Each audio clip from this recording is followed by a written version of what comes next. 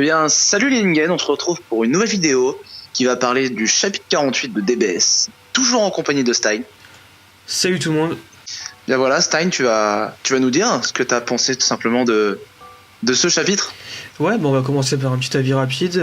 J'ai bien aimé, vraiment, perso, j'ai trouvé ça vraiment stylé. J'ai un gros coup de cœur sur les dessins, notamment la partie où le ciel devient totalement noir par rapport au Dragon Ball, justement. Et j'ai adoré la violence graphique qui était enfin de retour sur Dragon Ball. Et ça fait vraiment plaisir. Ouais, c'est vrai qu'on a un chapitre qui est particulièrement violent. Enfin, en fait, c'est un petit peu dans la continuité des autres chapitres. Et ouais, totalement, on va dire que ça fait beaucoup de bien, quoi. Ça, c'est clair. Et toi, du coup, tes points forts là sur le chapitre, c'est quoi ?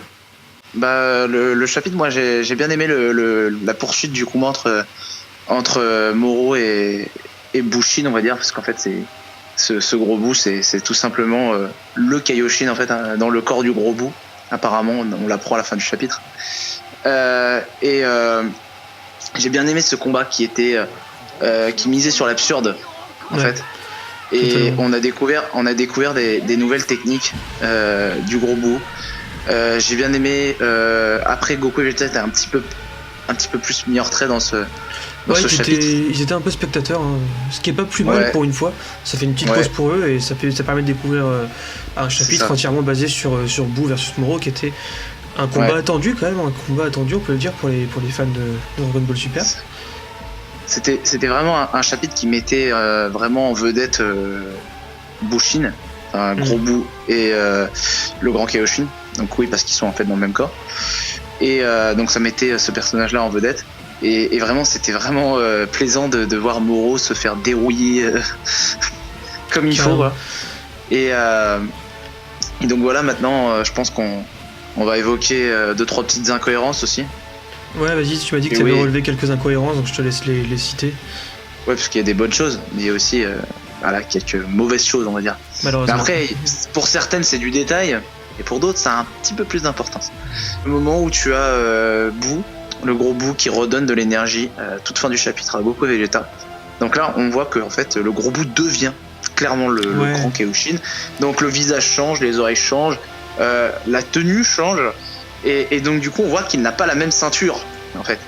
Et sur l'image d'après, et ben en fait, on voit le grand Kaioshin avec la ceinture Majin, alors qu'il ne l'avait pas en fait sur la case d'avant. Et après, sur la case d'après, il n'a plus cette ceinture Majin.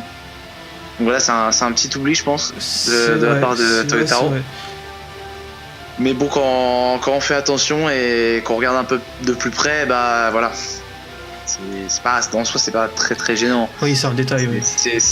Mais c'est un détail quand même, c'est des petits détails quand même où il faut faire attention en fait. Mais au-delà de ça, donc j'ai adoré, comme je l'ai dit tout à l'heure, le combat gros bout contre Moro. Et justement, je voulais parler un petit peu plus en profondeur de ce combat, comme je te dis tout à l'heure. Ouais.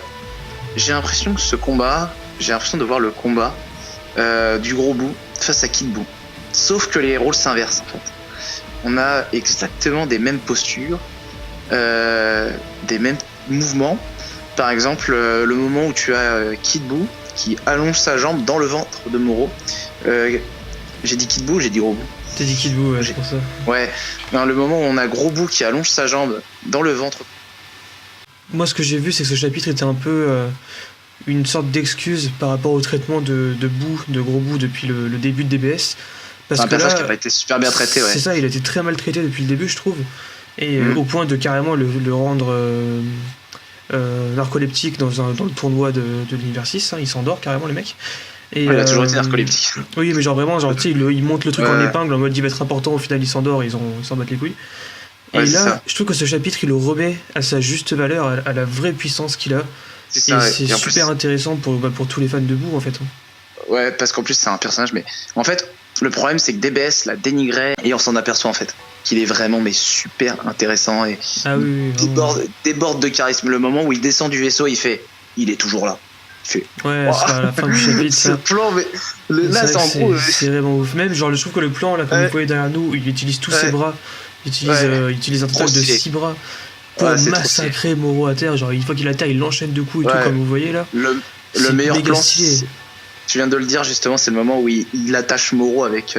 Avec ses bras. Non, où il met des coups de poing à Moro en fait avec ses bras qu'il télécommande à distance, on dirait par télékinésie. Et lui il est là comme ça, il fait oh ça va les gars et tout. C'est ça là il derrière nous, vous le voyez là, c'est ce plan là qui est juste ultra drôle et qui représente bien le personnage de Boo tel qu'il est réellement quoi. Ouais, mais et encore je trouve qu'en fait Toyotaro le rend plus sérieux. Et c'est pas désagréable en fait, parce qu'il y a toujours ce côté léger et en même temps sérieux. Et je trouve que c'est vraiment bien amené quoi. Ouais, carrément. Bah écoute, je te propose de passer à la partie plus dark du chapitre, c'est-à-dire la partie où Moro retrouve sa puissance grâce à ses vœux. Enfin pas à ses vœux directement, mais aux vœux que comment il s'appelle Cranberries utilise. On arrive au cœur même du chapitre, au cœur même j'ai envie de dire de cet arc au final, parce que enfin, Moro a exaucé son vœu. Seulement, dans la narration, c'est jamais dit quel vœu c'était. On nous dit juste que le vœu a été exaucé, mais on ne dit pas ce qu'il a demandé. Et Moro, quand on lui pose la question, il dit « vous verrez bientôt ». Et ça, c'est vraiment ouf, quoi. C'est entrée en scène aussi de Moro quand il traverse son complice. On savait bien qu'il allait s'en débarrasser à un moment ou l'autre, mais qu'est-ce que c'est violent quand il arrive par derrière, il traverse le ventre de dos. Et là, comme on est clairement dans du DBZ. Comme il avait traversé le Namek au final, le fameux guerrier Namek. C'est cette violence graphique là que je voulais voir et j'ai pas été déçu quoi, vraiment on est dessus à 100% et j'adore vraiment ça. Ouais. Il y a un petit truc que je voudrais dire, c'est aussi le fait que apparemment Moro, non pas Moro, Boo apparemment a augmenté en puissance selon les dires de Son Goku.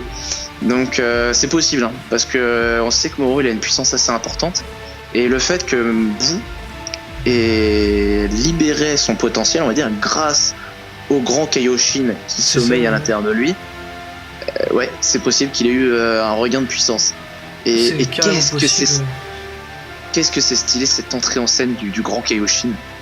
Qu'est-ce que c'est stylé tout de suite encore une autre saluer tout le monde, tu fais ok là c'est bon c'est parti, on est parti sur un peu sur l'acte final hein, on se dirige clairement vers l'acte final, enfin du moins la bataille finale.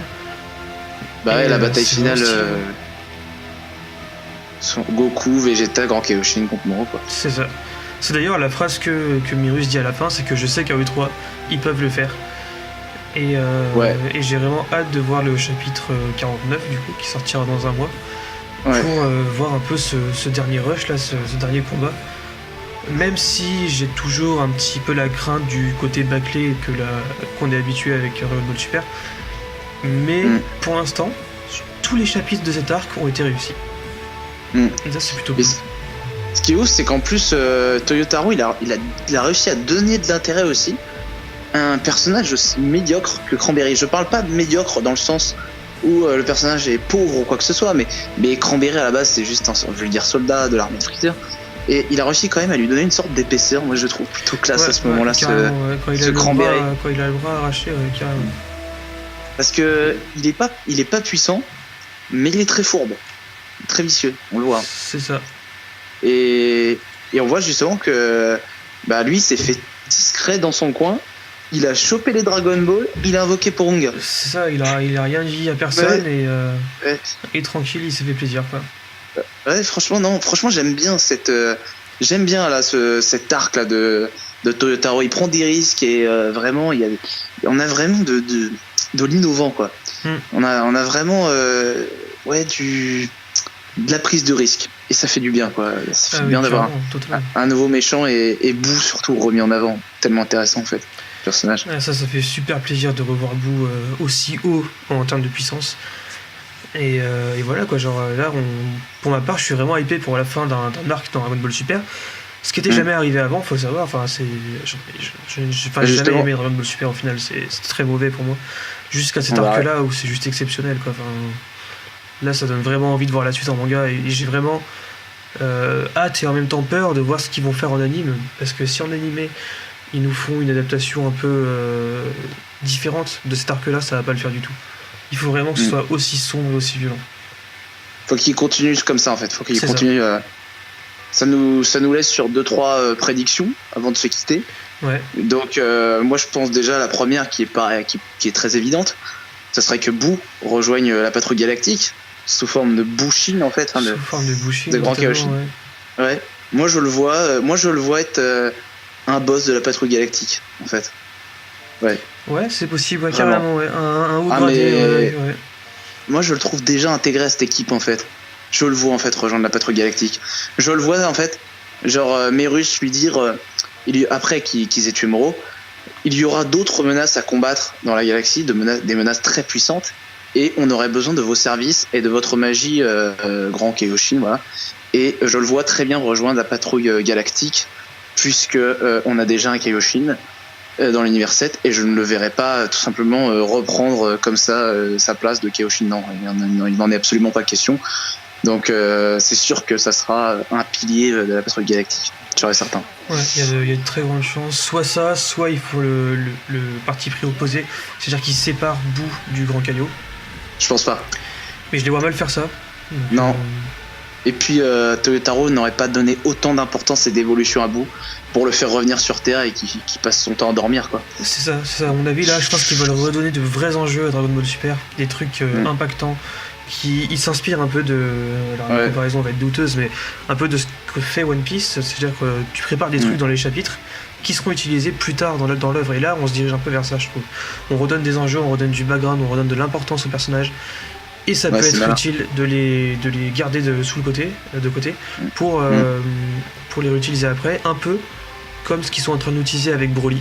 Parce que Broly, de ce qu'on a compris, devrait revenir dans la série. Enfin, c'est quasiment sûr d'ailleurs, au final, il va revenir, ce sera lui et sûrement va revenir, c'est sûr. avec ses deux potes chelous du film là. Et du coup, je pense qu'on va se diriger vers. Chaque personnage aura un peu son arc narratif à lui. Là, on était clairement sur l'arc de revalorisation de Boo en fait. Et bon, les autres on verra bien, mais ouais, on se dirige vers ça et ça fait vraiment plaisir. Ouais, et puis du coup, c'est vrai qu'on n'a pas évoqué tellement le souhait de Moro. Mais c'est vrai qu'on s'interroge beaucoup ça peut être, sur qu'est-ce que peut être ce souhait. Et bah, tout simplement, en fait, c'est vrai que moi j'ai pas trop d'idées. Et là, de toute façon, je pense que vraiment Toyotaro va nous prendre complètement à contre-pied. C'est ça, parce qu'en fait, autant le souhait facile qu'on aurait pu théoriser, c'est retrouver toute ma puissance, mais il l'a déjà fait. Donc qu'est-ce que c'est le deuxième souhait qu'il a demandé? Qu'est-ce que c'est le truc qu'on verra bientôt, donc autrement dit dans un mois, qui pourrait, enfin vu comment c'est annoncé dans le chapitre, c'est un truc gros, c'est un truc important, c'est un vrai climax. Ouais, sinon il nous l'aurait pas montré en fait, parce que là justement il nous montre pas, c'est qu'il y a une raison. C'est un truc qu'on découvrira justement dans le prochain chapitre et qui marquera la fin de cet arc sûrement. Je suis sûr à 100%. Et je te l'avais dit que justement cet arc allait se finir en jeu. Ouais, t'as raison, ouais. Ce qui corrobore avec le fait que la série animée reprendra sûrement dans pas longtemps. Ouais, ça concorde parfaitement, ouais. Totalement. Et donc voilà. Eh ben écoutez, voilà pour cette vidéo review du chapitre 48 de Dragon Ball Super. On espère que vous avez aimé. N'hésitez pas à vous dire dans les commentaires ce que vous pensez du chapitre. Partagez vos théories, likez et vous abonnez. Et on vous dit à bientôt pour de nouvelles vidéos. Allez, ciao. Allez, salut.